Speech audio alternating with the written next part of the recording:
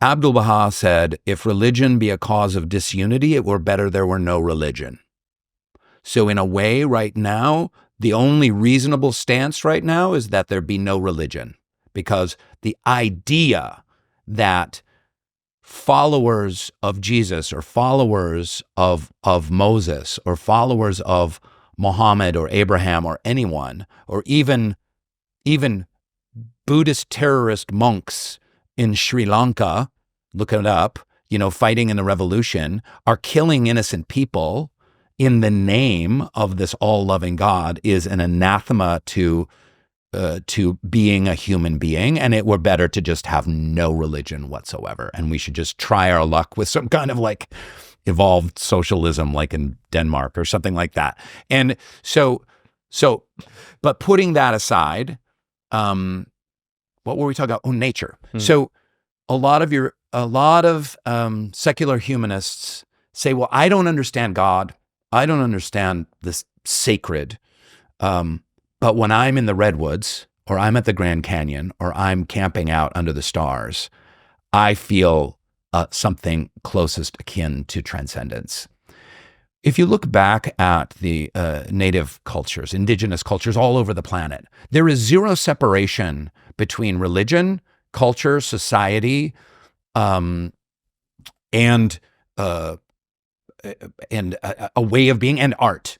So if you could be at a Native American tribe and there's a blanket or a pot and it has on it a symbol of a mountain, but that mountain is holy, and that's where the great mystery lives, where God lives, and that the ancestors are buried there, and the river that comes down from the mountain that's on the blanket or that's on the pot has a beauty to it. It has a history to it. They look at it on the pot, and then they look at the mountain. They feel connected to it, to their ancestry under the power of the stars.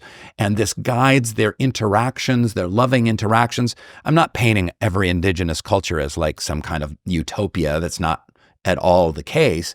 But there was something essentially pure about eliminating those barriers between art, love, religion, culture, morality, that it is all far more unified, and everything is so codified in contemporary society. It's like, well, what is your belief? Well, I'm a Methodist. Well, how does that manifest itself? Well, from Sunday, from 10 a.m. to 11:30 a.m., I go and I do this, and then every year at the canned food drive, I bring apricots, and that's my religious faith, And then here's my political belief, which is in contradiction to what I hear, at the church, at the Methodist church. And here's my social life, and here's my professional life, and I'm grinding myself and working an 80-hour work week, working myself to the bone here. And nature is something that I do when I go camping with my friends or whatever. And there's all these little boxes that we put the human experience into.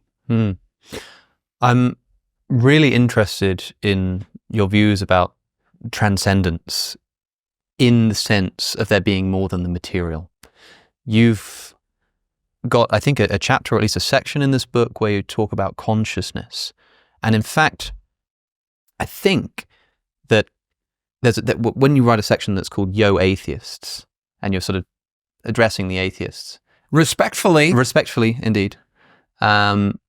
And you ask yourself the question, why am I not an atheist? I think that one of the things you land on is something like the conscious experience, but perhaps we should hear it in your own words. Why are you not an atheist? I tried being an atheist. Like I said, I went through a lot of shit and had a hard time and felt a lot of anguish, and it wasn't working for me. And that might sound like a cop-out, but that's just my experience. But ideologically, to me, essentially, there was something that just didn't make sense about it. It just, try as I might, and I tried for years to just embrace the fact that there was just stuff. There's just stuff. There's 11 billion years ago, there was something that's smaller than the head of a pin, and then there's a universe, and there's, billions of galaxies, and there's physical laws, and there's chemistry, and then for some reason, creatures are born out of chemistry, and chemistry becomes biology. No one knows why. It's just like, oh, it maybe came from an asteroid or lightning hit the ocean and created paramecium. And it's like, okay. Sure. And try as I might at that time, in my early mid-20s, I just couldn't, it just didn't make sense to me. And I don't even mean like philosophically. I mean like just on a grokking emotional level. And as I thought about my life, and I was thinking about the mystery and magnificence and beauty of consciousness itself, of, we talked about music concerts, and we talk about like falling in love. I remember holding my son when he almost died in childbirth at 4 a.m. at a shitty hospital in the middle of Van Nuys, California, in the hallway with, my wife bleeding from her vagina and holding this miraculous birth and this doctor that saved my son's life, and looking into his eyes and the profundity of that experience. And my job as an artist, as an actor, to create characters, to take like, these little pigeon scratches on a page and decipher that and make that into a character that people respond to. And not just Dwight, but dozens of characters I played before Dwight and after Dwight. And the mystery and miracle of art itself, of making something kind of beautiful and profound, of having these emotions, and the totality of the experience of being a human being. Again, as David Bentley Hart talks about, the experience of God. It just didn't make sense to me that stuff just exists and then spins around, and then humans are, there's little guppies, and then there's lizards, and then there's beavers, and then there's dinosaurs, and then there's, orangutans, and then there's humans. And here we are recording a podcast and having this kind of conversation at this level, and that it just has an essential meaninglessness to it as I experienced it. I know lots of people that have zero problem with that and just kind of are like, I completely get with that. One of my best friends, Mike Wenzel, who's a school teacher when I went to high school in suburban Seattle, like he's just zero problem with that. And he's just like, I just am. He goes camping a lot, and I go camping with him, and he's like, I'm just in the woods, and this is just how it is, and there's nothing beyond it, and it's beautiful, and I appreciate it, and every day I make a choice to be alive and to enjoy, my experience of being alive. Not only do I know lots of people who have no issues with that, I know lots of people that are some of the finest human beings on the planet, with the finest sense of kind of morality and right and wrong and truth and beauty and goodness, that don't need any transcendence beyond the mere material. Do you think they're missing something? Do you think some people are just wired that way? Or do you think that there is something that they are not recognizing that they should be recognizing? When you sit at dinner with someone and you say, like, we are conscious creatures. It's not just the existence of stuff, but the existence of the laws which govern that stuff, which create objects, and which somehow then produce this thing called life and biology, and which then itself compounds a further mystery, which is why that needs to become self-conscious.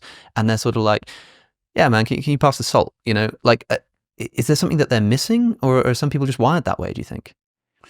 I don't really go there. I don't really go there.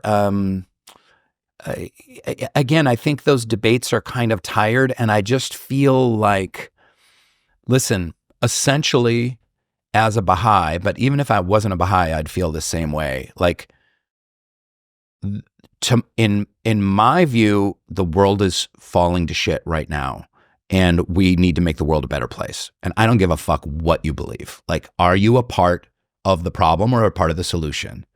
And the solution is banding together and creating community and creating deeper compassion and educating ever deeper and seeking healing and peace and truth and love. And if you do that without a conception of anything beyond the mere material, God bless you. Yeah.